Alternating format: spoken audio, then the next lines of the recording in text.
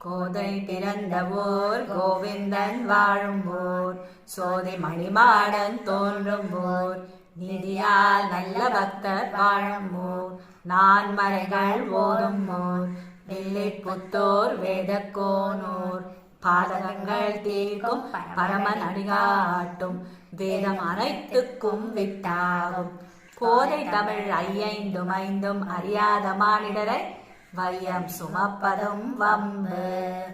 திருவாடிப்பூரத்தில் ஜகத்துதித்தாள் வாழியே, திருப்பாவை 30 செப்பினாள் வாழியே, பெரியாழ்வார் பெற்றெடுத்த பிள்ளை வாழியே, பெரும்புதூர் மாமுனிக்கு பெண்ணானாள் வாழியே, 143 உரைத்தாள் வாழியே, உயர் அரங்கற்கே கண்ணி முகந்தளித்தாள் வாழியே, மறுவாரம் திருமல்லி வளநாடு வாழியே, மண்முதுவர் நகர்கோதை மலர்பதங்கள் வாழியே.